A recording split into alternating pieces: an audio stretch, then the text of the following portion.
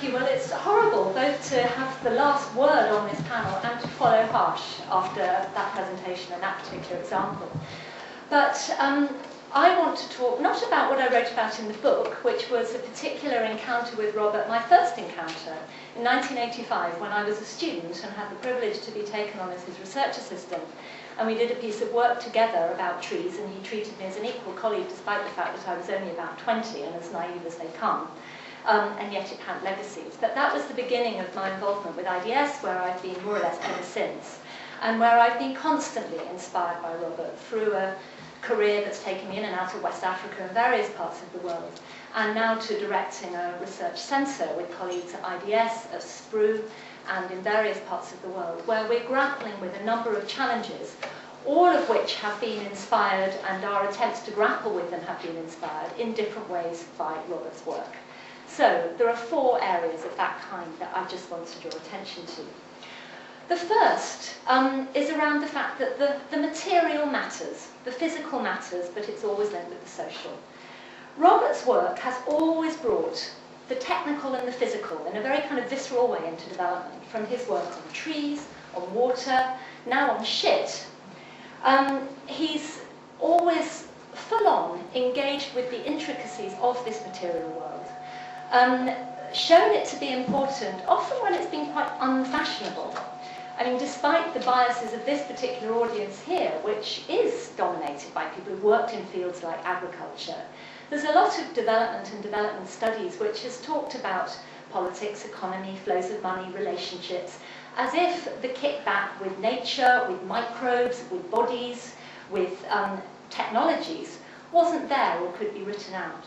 Yet I think by writing it out and ignoring it, we miss huge opportunities, we expose ourselves to risks, and the biggest, I suppose, is the way that dominant patterns of industrial development have brought us to climate change, and nature is now biting back in a really, really big way. So keeping the material there, but looking at the social arrangements which enable technologies to work, engage people with nature, is crucial. It's something we take. And in terms of inquiry and doing development, I think it can be led by often some quite radical forms of technical specialism in the world, as well as by the kinds of integrated work that Robert has also advocated. I'm involved in some projects now which are about bat-borne diseases, and I'm working with virologists, epidemiologists, vets, local people, anthropologists. It's tremendous fun, and it's bringing a whole new set of insights. Second, okay, the material matters, but the politics of access matter most of all. My first involvement with Robert was actually as research assistant for his book To the Hands of the Poor, Water and Trees.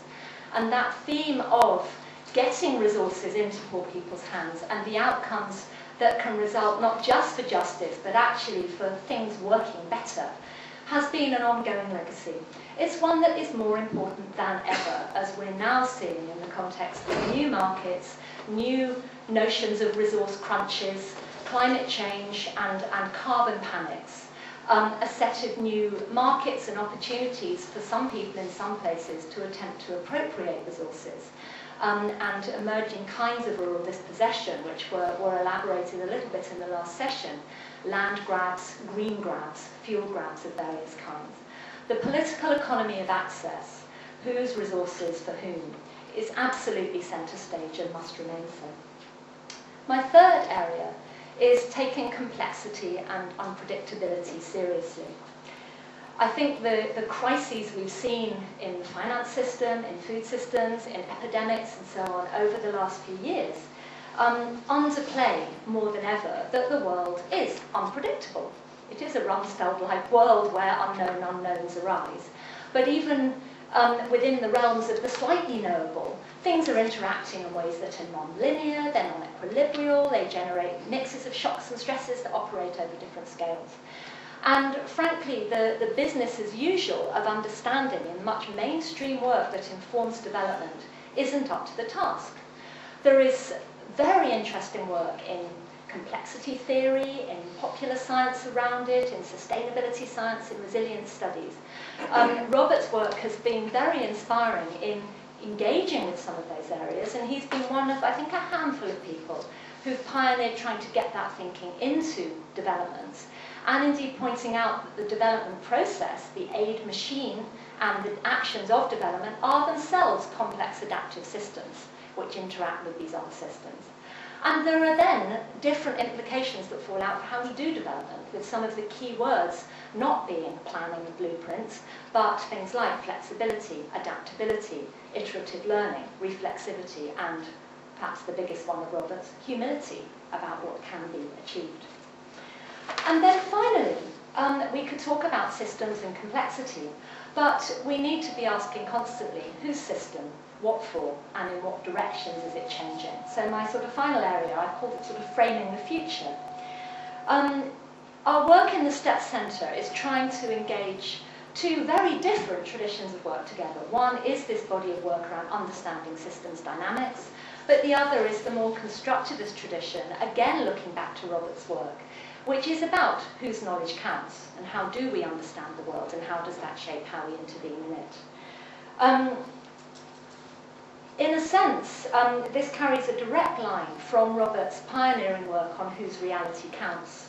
But I think we now need to be asking whose futures count, and thinking very hard about what kinds of pathways of change are unfolding, what visions, imaginaries, goals, values are there in the plurality of choices that are actually there about the way systems may unfold in food, in energy, environment, in agriculture, in health, in economy. And to think about power in the sense of identifying the pathways which are currently dominant, which are often locked into, to use a phrase that comes from my science policy colleagues, but also to identify the bushfires, the footprints, the byways that currently don't have very much traction, and to begin to think about building them into pathways that can genuinely work for the poor and for social justice in a world that is not going to get any easier to handle.